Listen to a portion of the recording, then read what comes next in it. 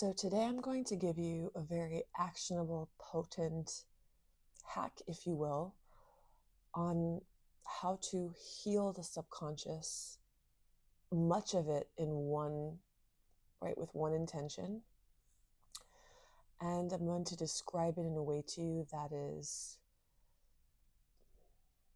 not just theoretical or intellectual. You're really going to understand the importance of it, and it's going to inspire you to take action on it. So, if you imagine your psyche like a castle, okay? Imagine that there's a chamber at the very bottom. It's below the dungeon, right? It's one hanging chamber. And every level above that chamber is a more superficial layer of the ego. So, right, we have the core identity, and then we have the echoes of that core identity, the other symptoms of that core identity. And by the way, the work I do with people is we dismantle level by level. But I'm going to give you something that you start at the core, right? The identity, and it will help you tremendously. So if you imagine the chamber at the bottom of the castle as being the root, right? And everything else is the rest of the tree. In that chamber, imagine there's a character. The character in that chamber is your reaction, your soul's reaction to the separation. So the perception of the separation from God is our first wound. And how you reacted to that is is basically the core, you could call it shadow identity. So for many of us, and this might not be true for everyone, but I'm sure many of the people watching this channel, for many of us, that character could look like a self-hating, masochistic, low self-worth person, character, self-concept. Because in response to the separation, the soul said, oh, well, I'm not good enough, so I'm going to punish myself for the rest of eternity so that I can earn my way back into heaven.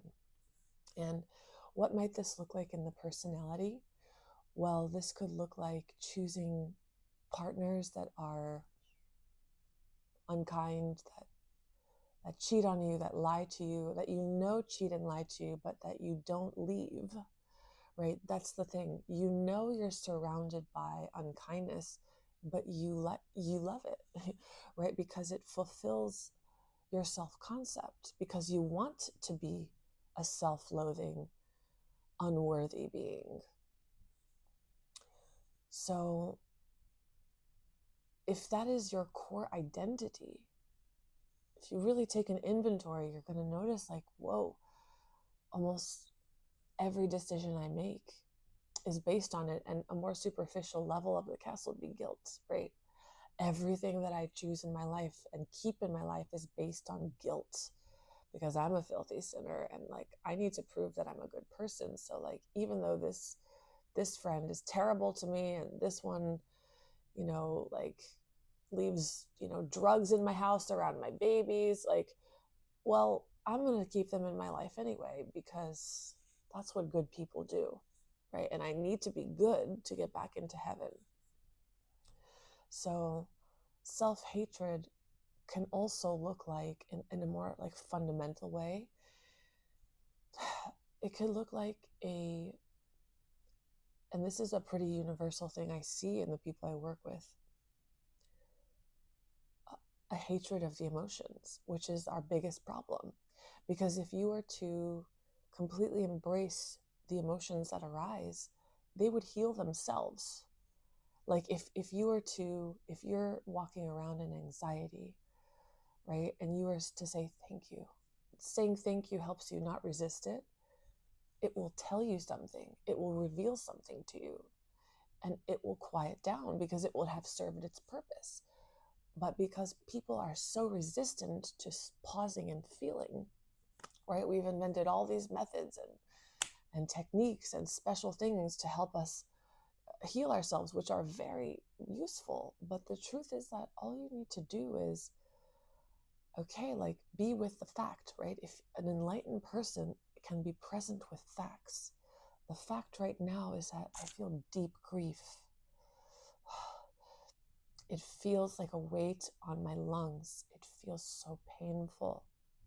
Okay, that's the fact. That's the fact. You don't have to change it. You don't have to heal it.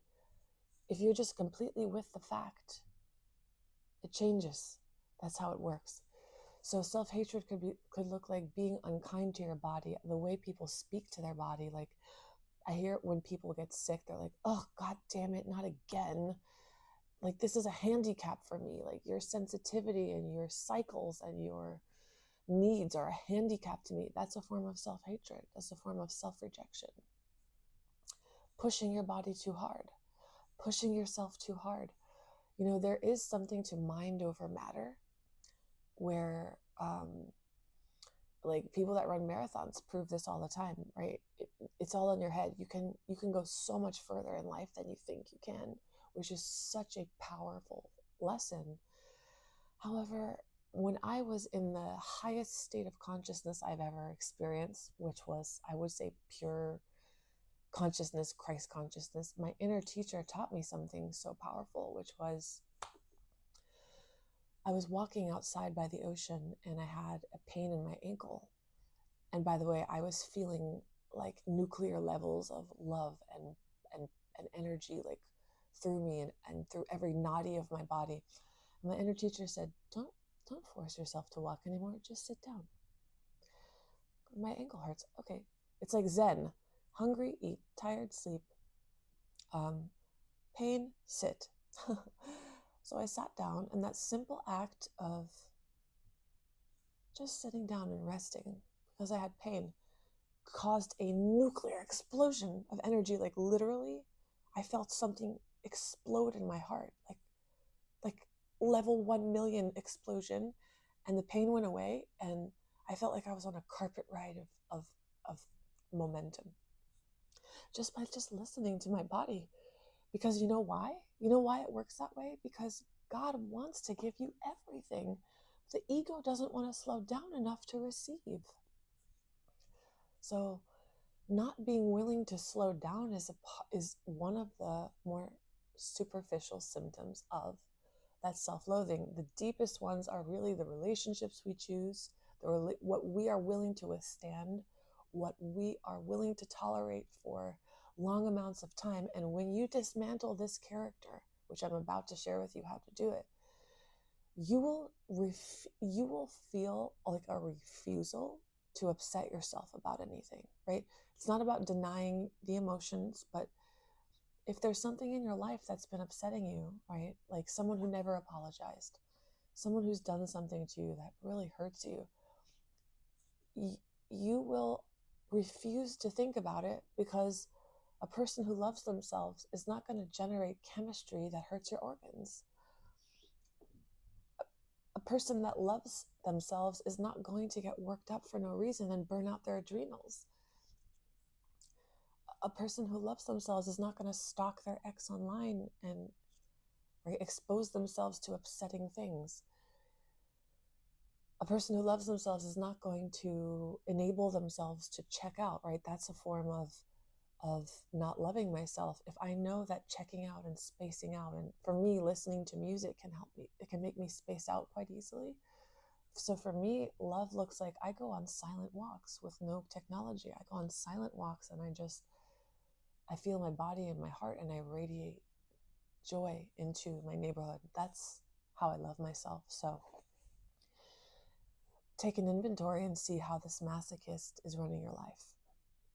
And make a very strong intention, right? The Buddha taught us to be one-pointed. You can dismantle chronic emotional addictions one vibration at a time. Right now you might be agitated, right? Okay, the agitation might be telling you something, but if you already understand it and it doesn't go away and you're like a ticking time bomb, You can literally tell it to get out of the way. Like that's how amazing, that's how powerful an intention is. A decision, really, a decision. I'm done with you, anger. You're a smokescreen for my deeper things that I need to look at and feel. You're protecting me from guilt. You're protecting me from shame. Please get out of the way. A sincere decision, right? Do the same thing with guilt. I'll explain these in another video, but with the self-hating masochist, pray and make the most firm decision. Scream it to the creator. Just, right, if we become one-pointed and our only goal is, my only intention in life, right? Let's say for this week, because these things can dismantle pretty quickly. I mean, I'm talking about in one day, in 1 second, maybe in 1 week. If my only intention is to be kind to myself, to be kind, God, creator, higher self, the only thing I want in my life right now is to embody the ability to be kind to myself. Give me the wisdom, give me the actions, give me the insight, the epiphanies, the will. So what you'll notice is, if you really hold that intention, a thought will start to bubble up in your mind that stresses you out, a worry, an anxiety. And because that intention is so powerful, because the intention, right, is your new identity, I love myself. It's interesting, I heard someone say the other day that almost the entire population muscle tests negative for I love myself and I am safe. So those are two powerful intentions to work with, right? Being one-pointed. So I love myself and I intend to be kind to myself. What might that look like in your personality? That might look like skipping the workout today, taking a magnesium bath. That might not look like slowing down. It might look like putting yourself out there, sharing your gifts.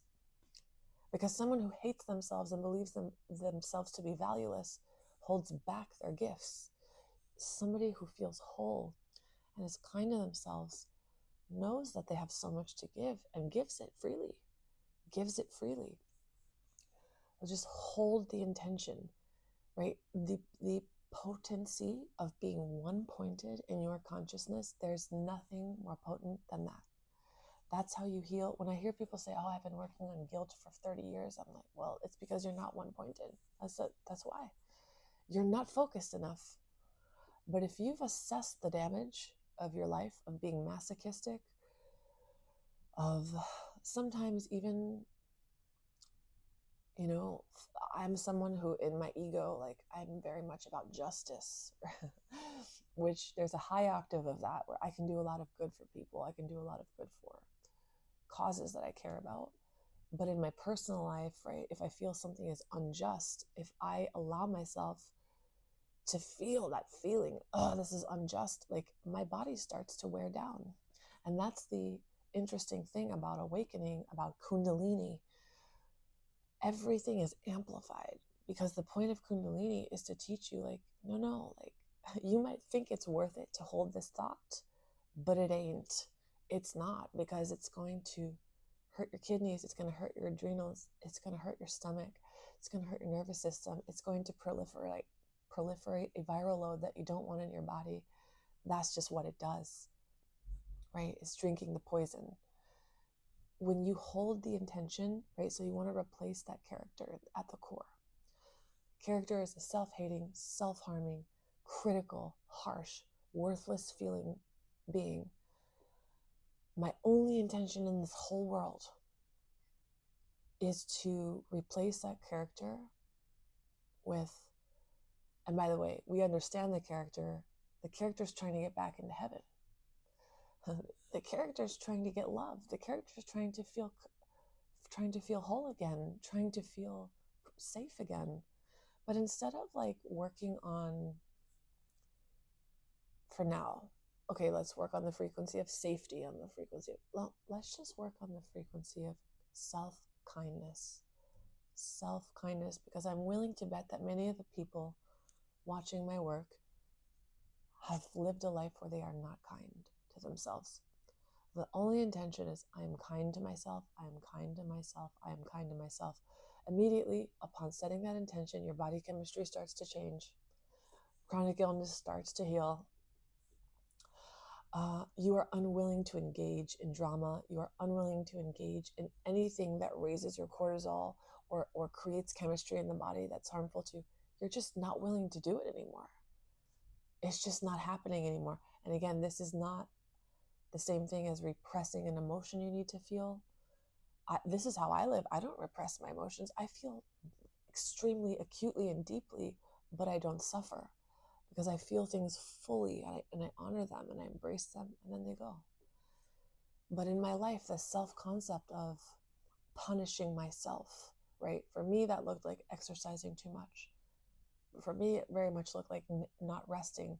I think for like 10 years, I never had a rest day of exercise. Never.